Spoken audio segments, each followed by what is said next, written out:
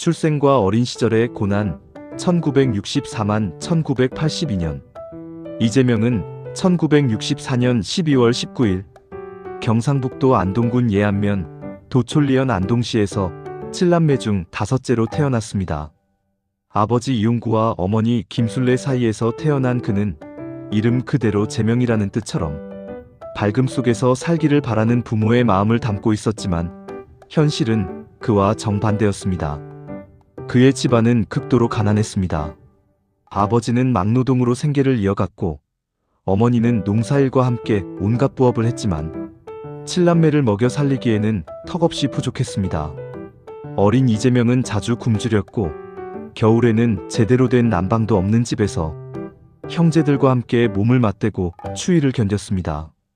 이재명과 그의 형제자매들은 학교 다니는 것조차 쉽지 않았습니다. 학용품을 살 돈이 없어 연필 한 자루, 공책 한 권이 귀했습니다.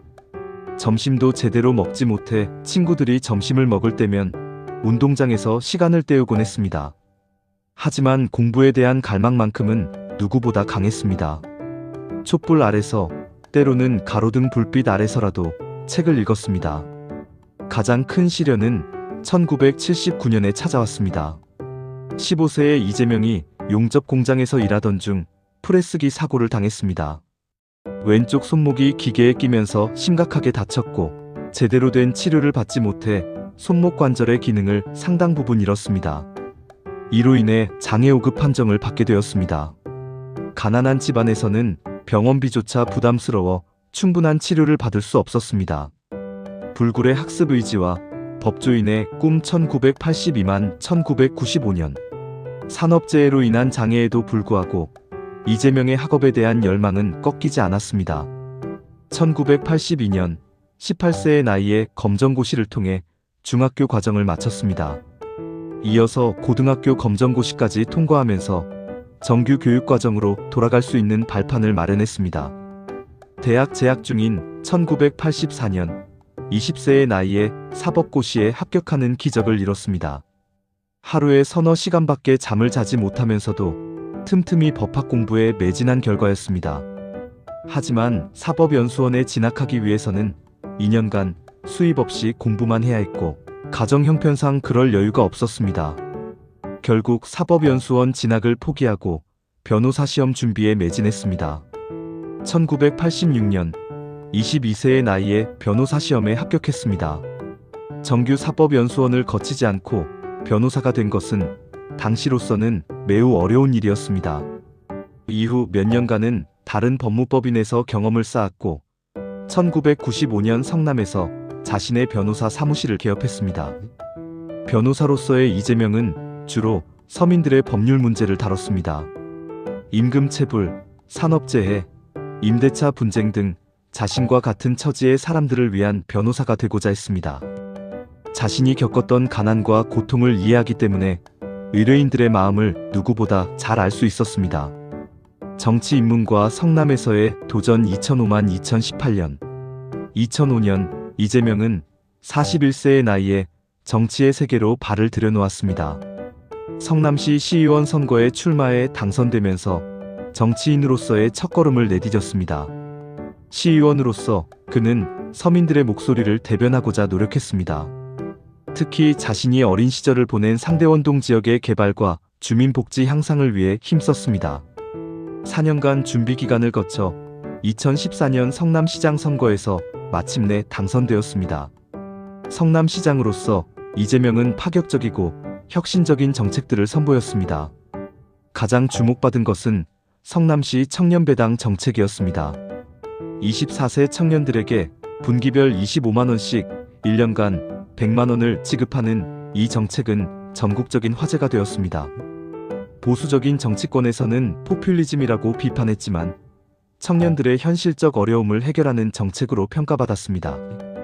또한 산후조리비 지원, 교복비 지원, 무상급식 확대 등 실질적인 복지 정책들을 잇따라 도입했습니다. 이러한 정책들은 그의 어린 시절 경험에서 우러나온 것이었습니다.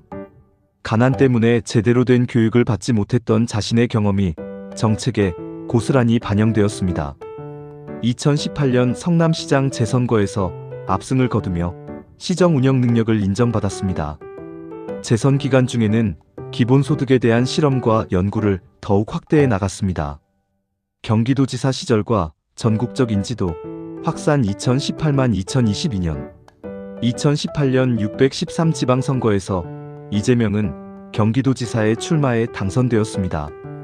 대한민국 최대 광역자치단체인 경기도의 수장이 되면서 그의 정치적 영향력은 크게 확대되었습니다. 경기도지사로서 가장 주목받은 것은 역시 기본소득 정책이었습니다.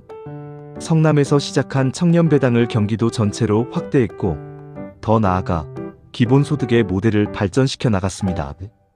경기도 청년 기본소득, 농민 기본소득 등을 도입하며 기본소득 정책의 선구자로 자리매김했습니다.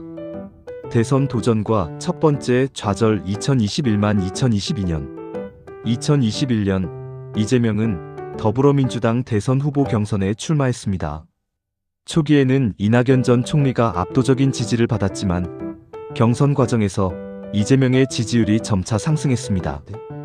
그의 서민적 배경과 혁신적인 정책들이 당원들과 국민들의 마음을 사로잡았습니다.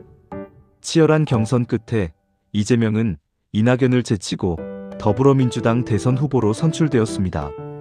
하지만 2022년 3월 9일 실시된 제20대 대통령 선거에서 국민의힘 윤석열 후보에게 48.56% 대 47.83%로 근소한 차이로 패배했습니다. 0.73%포인트 차이의 아슬아슬한 선거였습니다. 대선 패배 후에도 이재명은 정치 활동을 계속했습니다. 더불어민주당 대표로 선출되어 야당 정치인으로서 윤석열 정부에 대한 견제와 비판의 역할을 수행했습니다. 재기와 대통령 당선 2023만 2025년 윤석열 정부 출범 이후 각종 국정 현안에 대한 비판과 대안 제시를 통해 이재명은 야당 정치인으로서의 역할을 충실히 해나갔습니다. 2024년 410 총선에서 더불어민주당이 승리하는데도 큰 역할을 했습니다. 2024년 말 윤석열 대통령 탄핵 사태가 벌어지면서 조기 대선이 확정되었습니다. 이재명은 재차 대선에 도전했고 2025년 6월 3일 실시된 제21대 대통령 선거에서 49.42%의 득표율로 당선되어 마침내 대한민국 제21대 대통령이 되었습니다.